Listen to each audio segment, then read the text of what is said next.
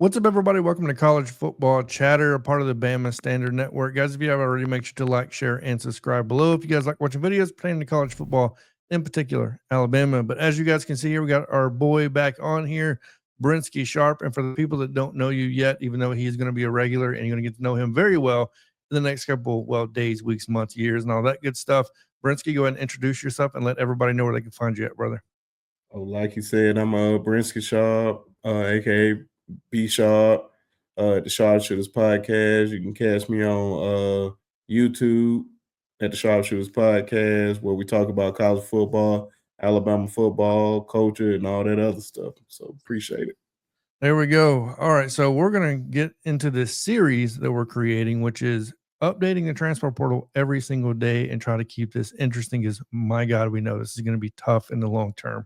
So with that being said, the transfer portal did open today, April 16th. I believe it runs for about 10 to 15 days. So basically to the end of this month, right? Now, we have to start off with the most obvious news coming out of On3 now and everywhere else that Nico Iamaleava has supposedly and reportedly committed to UCLA. I'll just give my quick take on this and maybe backtrack after you, Brenski, on this. But I'm just going to say this. If it looks like a duck, quacks like a duck, it's probably a duck, right? So when Nico initially didn't show up to practice and everybody said he's backing out because of the NIL, you know what I mean? And then UCLA was the instant report where he was going. And then all of a sudden leaks of possibly North Carolina, Tulane, everywhere else, right? FSU, USC.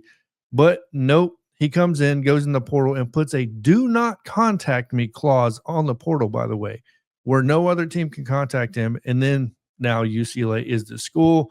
It seems like this was always the plan. My goodness, financially, I couldn't imagine this is a great decision. But give me your real quick take on this.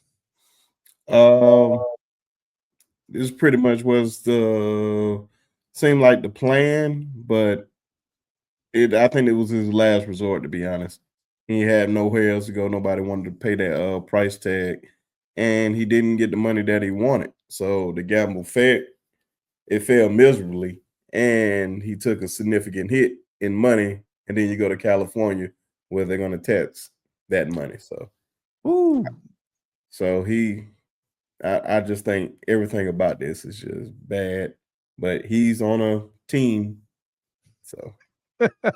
This is the most downplayed thing, talking about a potential superstar, right, in college football that everybody thinks could have been, and then he thinks he still is, obviously, and had, in my opinion, a mediocre year last year. And then this antic gets pulled. He ends up, like you said, in California, where you're taxed to no end, right? You go to UCLA. We're definitely not going to get the media attention you would have got at Tennessee, in my opinion. Like, your worth had to be more at Tennessee. Like you said, just the money, it didn't make sense. To me, the fit, I don't know if it makes sense. Josh Heupel in that offense, probably the best situation you could possibly be in my opinion, outside of maybe Steve Sarkisian, Lane Kiffin, somewhere like that. And I get it. We're going to get some backlash from UCLA fans, but Tennessee fans, if you're on here, let us know what you think in the comments below on that. But beyond that, I want to get your take on the next guy real quick. I'll start off with outside of Nico here. We're talking about Jaden, the running back out of Cal, going to Oklahoma. In my opinion, one of Oklahoma's biggest weak spots outside of the offensive line, playing poorly last year. Now, granted, they had injuries across the offensive line. I think they were on like their 19th string wide receiver to some extent, right? So it was ridiculous when it comes to injuries. I do know that this is a great pickup. One of Cal's best rushers in a very long time. I'll just leave it at that. In my opinion, I believe he was the leading rusher for like the past 2 seasons, or one of them. Very, very, very talented. What do you think about the pickup? Super talented player. Jim Nagy and Brent Venables is bringing in a top tier guy for that offense. Like you said, something that they haven't had at Oklahoma in a while. So I believe that's an awesome pickup by those guys. And of course, offensive line plays a part in that. But I believe they picked up somebody that's going to really move the needle for the offense this year for Oklahoma. Yeah, if I'm an Oklahoma fan, I'm definitely super excited to see that, even though you lost one of your top tight ends, in my opinion, that came in from the 2024 class. I forgot his name off the top of my head. He's a 4-star. Leave in the comments below if you remember who that is.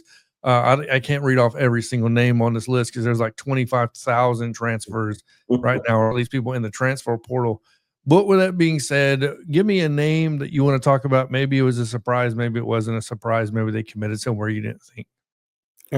Georgia, Branson Robinson, man, that kind of surprised me a little bit because I feel like he was going to be a big part of their offense this season. I know Nick Frazier is right there. He had some fumbling issues last year, but Branson Robinson coming off an injury wasn't really big part of the offense last year, but he was going to be a focal point this year. Just to see him in the portal, it's kind of shocking, but I know somebody's about to get a big time running back. Yeah, no doubt. I would say swing over, you know what I mean, to Alabama, but we're our running back room is so deep right now. I don't think We're we got good. any more room for We him. won't need no more. But in case, guys, you don't remember Branson Robinson, just look up the image. Branson Robinson coming out of high school. The dude is ridiculously jacked. Pretty much looks like, you know what I mean, 32 years old, wife and kids type status. For sure. He's built like a grown man. But either way, yeah, that one definitely surprised me quite a bit. Now, I want to talk about this one because they're not committed yet, and I'm real interested to see where they go because super talented. I'm talking about Johnathan Cook, right? Wide receiver out of Washington. Look, this dude, I was hoping Alabama, right? When all this went down, he's been in the transfer portal for a while now, ever since Kalen DeBoer basically left Washington. It seems like, I don't know where he could possibly end up at this point because my needle was pushing Alabama, but with the room that Alabama has now, right, with lots here, but with the people we have, I just don't see that being a possibility.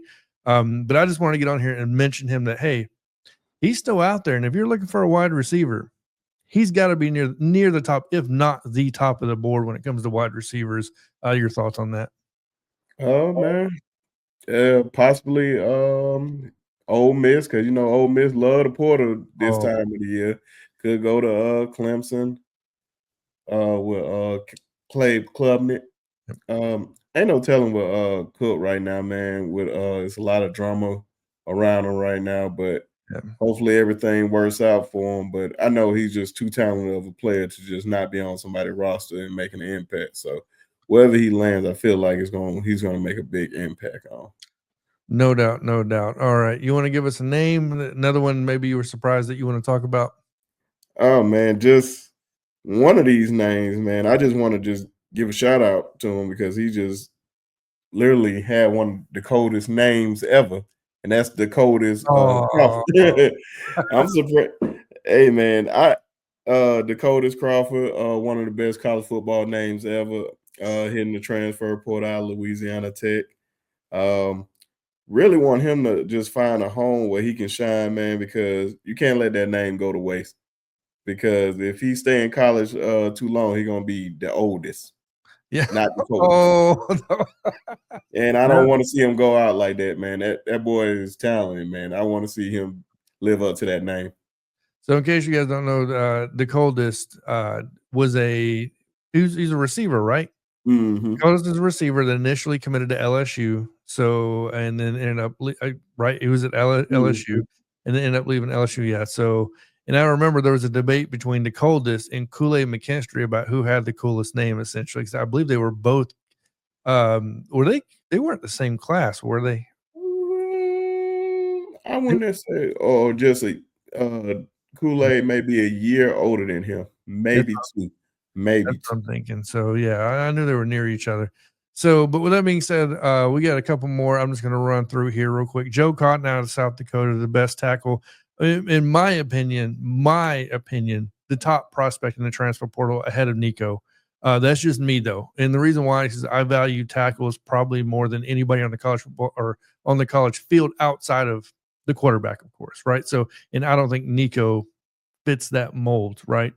Of being better than that. So I'd put Nico right behind him. But then you look at Jaden Rashada, still in the market, leaving Georgia or going to leave Georgia supposedly. Got to sign with somebody before we say you leave.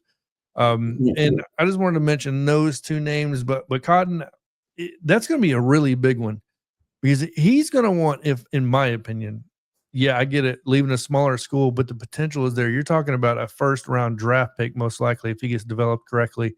In my opinion, he's going to want some money, in my opinion.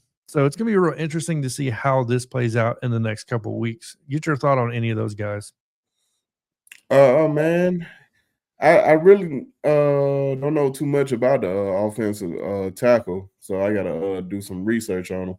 But I know Jaden Rashada is just a never ending story with him, man. He just hitting the transfer portal every time, man. I don't think he really wants to play college football. I think he just want to collect checks because that's what it seems like. He just want to be developed because I don't know, man. It's just a never ending story with that kid. I just have to see him just stay in one spot and actually develop because we don't know what his potential is at all. All right, so I'm gonna leave on this note right here. For Miami fans that we're talking about, we would never let Nico do this to us or whatever. Jaden Rashada kind of did it to you. I'm just Yep. gonna throw it out there. So before Mario Cristobal beats his chest and acts like he's better than that, he wanted to give in to Jaden Rashada. He just admitted that he got outbidded. So I don't know. I don't know about But that myself. man helped him in the long run. Yeah. Oh, no doubt. I mean, you ended up Mhm. with Cam Ward. I think the better end of the deal, definitely. I'll give you that 100%. But as far as Alabama goes, guys, this is the big part. No movement that I've seen in Alabama. No movement expected that I've seen out of Alabama. Now, is there going to be? Of course, there's probably going to be a couple. I posted a poll question today. Let me see if I could pull that result up on if an Alabama quarterback would enter the portal during this round.